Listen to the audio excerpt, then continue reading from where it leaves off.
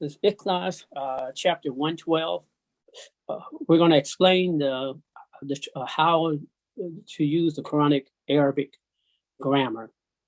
So what I'm going to do is do Ikhlas, the purity. Quranic Arabic grammar is Fusha.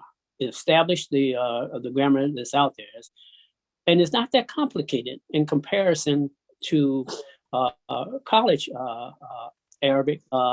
It's teaching you to be a translator from out of Arabic into English. So it's so broad. But the Quranic Arabic is not that difficult. It's just a step-by-step process. The chapter we're going to do is Ikhlas 112, and the name is Ikhlas.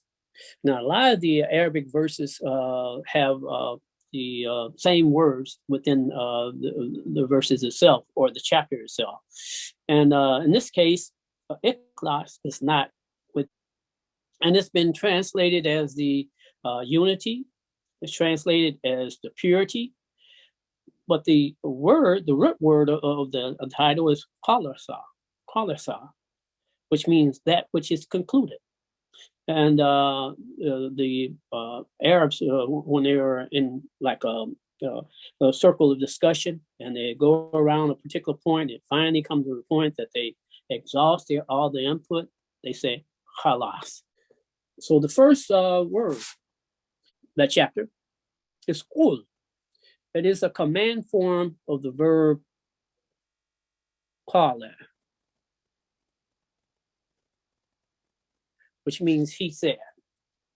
So Allah said, Qul, say, command. When you're learning the Arabic grammar, the first thing you have to learn is the alphabet. Next, you have to learn how to take the letters of the alphabet and put them in words. And then you have to learn the meaning of the words. In this case, what I just put on the board was stylus. So first letter is Qaf. The Qaf has a Dhamma over it. The next one is the Lam with the Sukun over it. So the Qaf with a Dhamma is Qul, comes out of the back of your throat. Qul, Qul. Then the Lam means to rest on it. So it's just like rest on the L. So it's Qul. It's just like we do that all the time. If a person is named Hal, you rest on the L, Hal Smith. And you rest on the TH with Smith.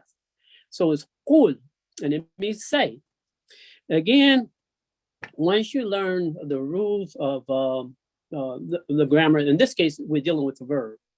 So I got to mention again, once you learn the letters of the alphabet, then you have to learn how to put together them in words. And usually the first word they try to get you to learn is nouns. Nouns. And those are, in English, is person, place, or thing.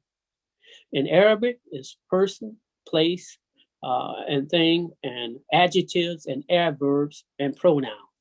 The pronoun stands for self.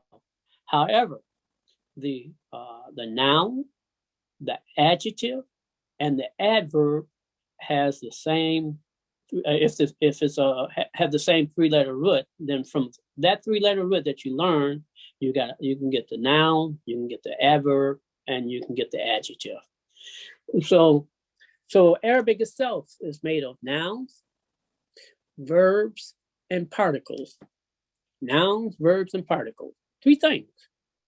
So if you learn the nouns and adverbs and adjectives, and you break it down to a three-letter root, you get the verb. Then particles is many things, but most of them are prepositions. So those are three things that you learn, and how do you use them. So in this case, we start out with a verb.